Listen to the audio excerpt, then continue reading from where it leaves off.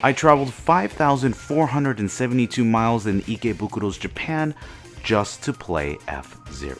As dumb as an exaggeration as that sounds, it's kinda not. I've been gone on YouTube for a while, going to Japan on my own leisure, and F-Zero AX was one of the huge checkmarks I wanted to do on my Japan list. And even beyond that, on my personal list, I'm a huge F-Zero fan, and I wanted to bring you guys today what F-Zero AX is, what are you going to expect if you ever encounter one of these beautiful cabinets either in Japan, the US, or wherever you are. How did I figure out this was in Japan? Well, Reddit has a really cool map that actually updates it very frequently and lets you know where you can find F-Zero AX. And I flew all the way to Ikebukuro, Japan in Mikaido Arcade. It's located in Ikebukuro's slight red light district, and I was able to get into Mikaido's arcade, a small mom and pop arcade that has a little bit of everything when it comes into classic games, Afterburner, so a lot of great cabinets.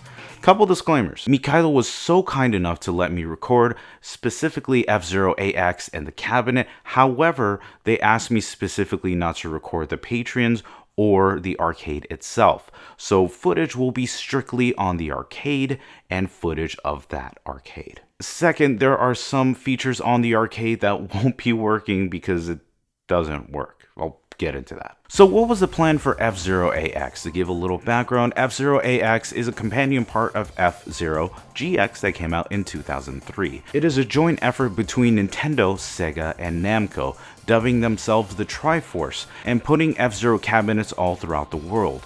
Because arcades were slowly dying in the US and many parts of the world, F-Zero AX is considered a holy grail not only amongst fans, but even playing this arcade just because of how rare and difficult it is to find. So being able to try this first was kind of a pilgrimage in itself. The game did boast compatibility with the GX and AX using both a memory card from your GameCube as well as licensed cards. The condition I specifically found of this AX cabinet was incredible.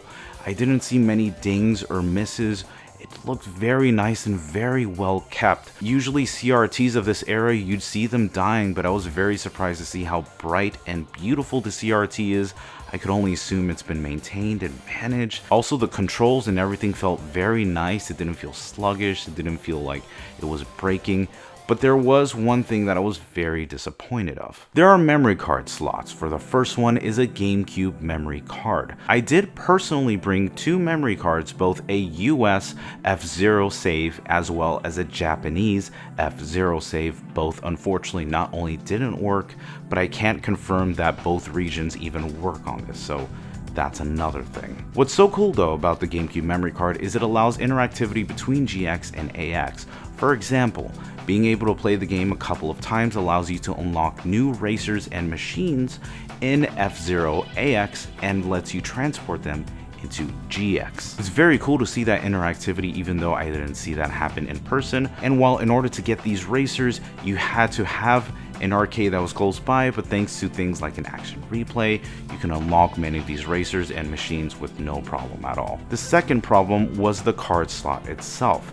The game actually used specific license cards that are F-Zero, and unfortunately this card wasn't working either. I do have an official F-Zero AX card, and fortunately it didn't work, but what can you do? I did want to give a huge thanks to one of my retro friends, Kusanagi765 on Instagram. He not only gave me a Japanese copy of F-Zero GX, he gave me the license card, and because of that, this video wouldn't have been possible, so thank you, man. I appreciate that. While it is disappointing that the card functions don't work, the game works beautifully. Starting up F-Zero AX gives you two modes that you can use. Race is the first of them. Pitting you against 30 machines, you have one of 6 courses that you could pick to easy, to medium, and to advanced. And I'll be honest, these courses are very, very difficult, so it's not for the faint of heart. While it is similar to GX's Grand Prix, there is a timer that you've noticed of 60 seconds. So you have to be careful with how fast and how quick you go, and going through certain time checkpoints allows you to go through the game a little bit quicker. I played on the hardest difficulty and I just had a little bit of time before I needed to complete my entire race, but unfortunately I didn't make it. These tracks are extremely difficult and I was very shocked at that. For the racers, you have your 4 basics. So you have Captain Falcon, Pico, Samurai Goro, and Dr. Stewart. After that, you have exclusive AX racers that you can play against, such as one of my favorites, Rainbow Phoenix, allowing you to go through these courses, and it's not for the faint of heart. Time attack functions about the same, but different. You get to select your racer just the same, but you also have to do it in 8 laps, so it's more of a time attack depending on how quickly you go. And you can still choose from one of the 1 to 6 tracks there. So it's a nice experience if you didn't want to go through all 30 racers, but you still want to play through the time attack experience. Unfortunately, I cannot confirm if you can actually save some of these time attacks to your GameCube memory card, to your license card, or even how the license card functionality works. So if you do know much more about this, please let me know, because I'd love to know as well. The controls are one of the biggest surprises because it felt extremely natural, like I've been playing this game for years. So on the left of the cabinet, you have 3 view change buttons, as well as a start button. You have the steering wheel as well that also has paddle shifters on the left and right, allowing you to shift left or to shift right. And of course, there is a big blue button in the middle, allowing you to do boost after your first lap. You get to use this as many times as your leisure, as long as it doesn't seep into your health, so you have to monitor that, obviously. On the bottom, you do have the brake and the gas, but even then, coming into drifting, going left and right, as you start to finagle and go through the controls, it starts to feel kind of second nature, especially if you're used to playing GX a lot, and then playing the AX cabinet just kind of feels at home. If anything, I wish there was a way to actually have a home console version of this instead of, spending, 5-10 grand just to have the arcade at home.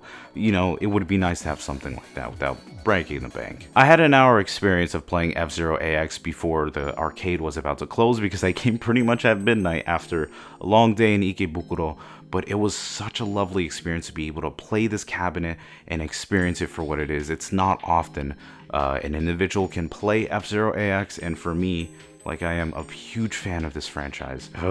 It was the stuff of dreams, it really was. I want to give a huge thanks to Mikaido Arcade in Ikebukuro for allowing me to record this and letting me take the time to do so. Mikaido Arcade, hontoni arigatou gozaimasu. At this point in time, if you do want to play this arcade, head to Mikaido Arcade in Ikebukuro. It's very easy to find. As long as you find Google Map directions, you should have no problem.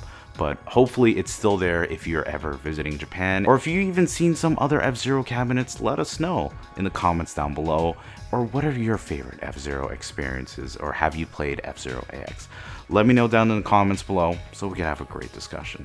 Thank you guys so much for taking the time to watch this video. I know it's taken me a little bit to make videos because I was out of the country for about a month, but I was really glad to do so, to check out F-Zero AX and even some other retro game hunting. I want to say thank you to these guys on the channel just for supporting me and taking the time out of their schedule to really appreciate that. But if you want to see other videos that I do, right here, you should see everything that I do. Thank you guys so much.